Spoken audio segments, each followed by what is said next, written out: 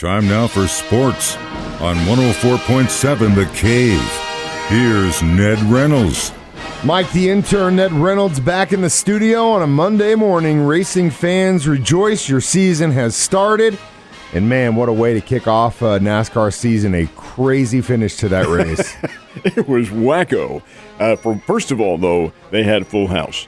And that's huge. I think probably 150,000 people there, and that was great. The drivers all loved that.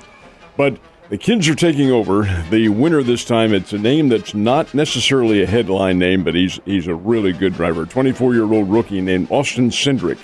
And his dad happens to be president of Team Penske Racing, thank you, to Tim Cindric. And he comes from a racing family. This guy, it was a great race. And it was all decided by the accidents that happened in the final laps. Kyle Larson, who dominated NASCAR racing, got knocked out of it with about 20 laps remaining, and he was upset, but he did allow himself to be interviewed. But it comes down to the very end, and they have to go overtime because under the NASCAR rules, can only end in regulation after a certain number of laps have been run. Go overtime, and here is Cindric running neck and neck with Bubba Wallace.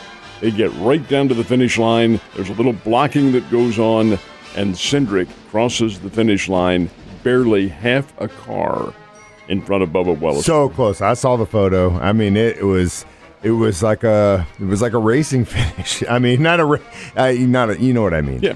Wallace was he was very upset that he didn't win. Of course, this is the big race. But Cindric, he does get the win, and it was a heck of a deal. Anyway, NASCAR season underway, probably racing now for almost every week right through until the championships in early November. Man, it's a great way to kick it off, though, and I know a lot of people are excited about that.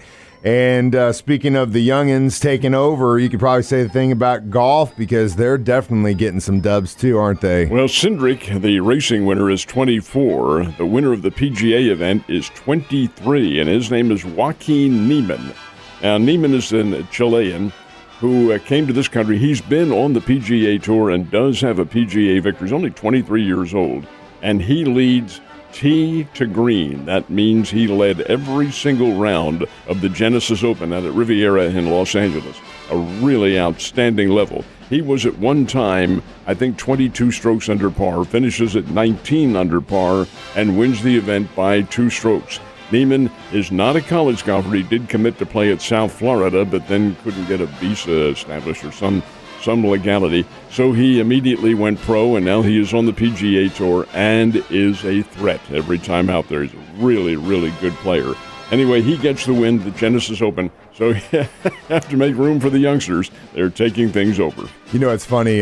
You got 2 sports and pretty big followings going on this weekend. One, people are just glued to their TV watching racing. The other, old men taking naps in couches. So it's one or the other, which is funny. But now tell me what happened in Team Durant versus Team LeBron over the weekend. And it was exactly what you would have expected. The fans got what they wanted, a lot of scoring, 0 defense. They didn't play any defense at all in this thing.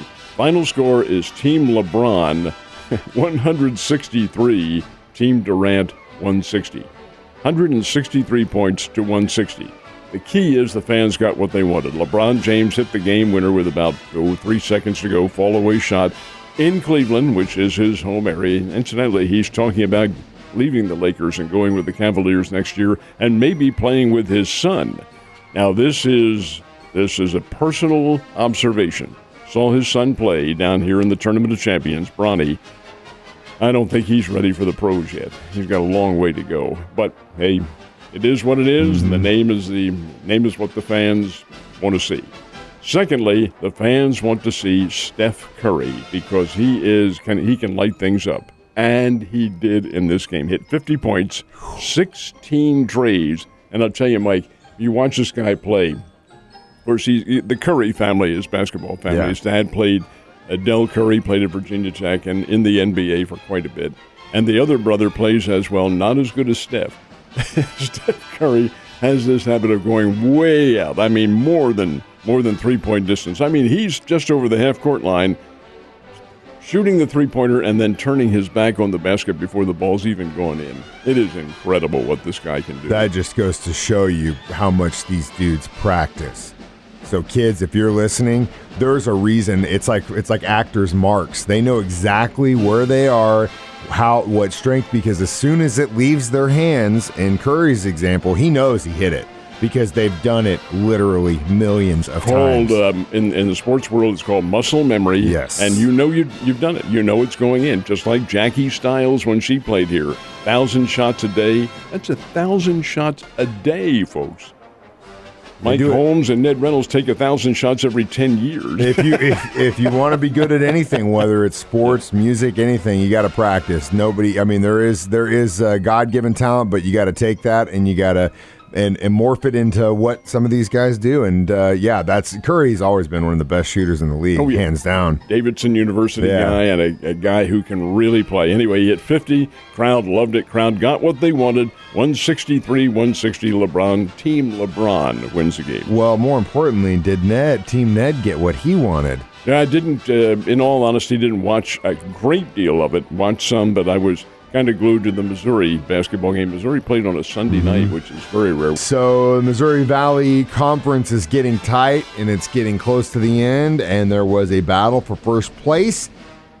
Where my Bears at, Ned? Did not get it. It sucks. It really did, and yet the Bears did not play a bad basketball game at all, in my opinion. It was the Bears against UNI, Northern Iowa, up in Cedar Falls, Iowa, yesterday afternoon. And Cedar Falls is a tough place to play, always has been. But the Bears, while they gave it their all, didn't have the scoring potential that Northern Iowa did. And Northern Iowa wins it 95-75. And yet, in my opinion, the Bears did not play a bad basketball game at all. Northern Iowa shot unconscious. Now, there's a reason why they were able to do that. They're a good shooting team, number one. But number two, the Bears play a very aggressive man-to-man defense. Northern Iowa runs a motion offense, and they have good athletes, good perimeter shooters. When you play that man-to-man, there's occasionally going to be a player getting lost on defense, and that did happen to the Bears. And A.J. Green of Northern Iowa lit the Bears up for 21. Gage Prim had 24 for the Bears, but that was it. Didn't get a whole lot of help. Here's the deal, the difference. Northern Iowa shot 13 trays, and the Bears shot 6. They're saying, well, that's not that big a number until you figure the amount of points. 13 trays is 39 points. 6 trays is 18 points, 39-18. Northern Iowa outscored the Bears from three-point distance. There is the difference in a 95-75 game. Now, the Bears are one game out of first. There's still 2 games to play. A lot of interesting things can happen, but that was a tough loss for Missouri State. They'll be home Wednesday night to play their final home game of the year against Bradley. Well, let's get as many people as we can to send them off for a really good season. It really was. They had a great season. A few missteps, but really overall, you got to be proud of the Bears for the way they did. Same thing could be said about the Lady Bears and Lady Panthers. They're winning as big as expected, and they had some games over the weekend. Did they get the dubs? They did. Lady Bears went on the road for two key games, one against Illinois State, the league leader, and the Lady Bears ran them out. A really nice game on Friday night. Then the second game was yesterday against Bradley, and the Lady Bears won that one rather easily. They sweep that road trip, and now they are 20-5 on the year. Meanwhile, the Drury teams are on the road as well. The guys, they had a tough time. But the Lady Panthers crushed Indianapolis 84-56, and this is after losing a game at Lewis on Friday night. Well, the Lady Panthers are now 25-4 on the year, 25 wins, 4 losses, and a very good nationally ranked team. They do have their star player back, Paige Robinson, and she is scoring well.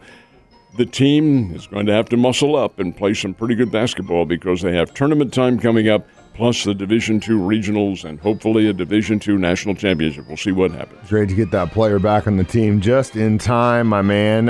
College baseball season is off to a ringing start, and Missouri State and Drury both played over the weekend, didn't they? The Bears were down in Conway, Arkansas to play the Central Arkansas Bears. They're both nicknamed in the Ursine category. Anyway, the Missouri State Bears, take 2 out of 3 from Central Arkansas, including scores of 15-2 and 19-2. And Missouri State probably, when you look back, should have won Friday's game as well. Lost at 7-4, but they left 11 Oh, runners God, that's the on base. worst. Out-hit this team big time. Missouri State can hit. They have a very good offense. Their pitching was pretty good. They blanked Central Arkansas for the most part. Take 2 out of 3 and play Oral Roberts. Now, the Drury team is undefeated. They have played 7 games. Now, get this. Over the weekend, they played Winona State from Minnesota and won by scores of 17-2, 16-4, and 9-2. Now, Drury opened the season last week. Division II teams can do that. They've played 7 games, won all 7 of them, and outscored their opposition 95-22. Damn. Scott Nasby's team, they're a bunch of Babe Ruths. Who are they playing, though? Well, Fort Hays State is an MIAA team, not a great one. And Winona State from Minnesota was down here on their quote-unquote southern trip. Anyway, the South, hey, we'll take that any day. It was warm enough for them to play 3 games, and they did play them. The Drury team is really good. Now, they do have some pretty good contests coming up. Play Wisconsin Parkside coming up this weekend. All those games are down here, and that is helping matters immensely. Yeah, well, hey, man, you take dubs when you can, Ned. Just like today, you get a dub as well. I'll see you tomorrow, sir. Sure.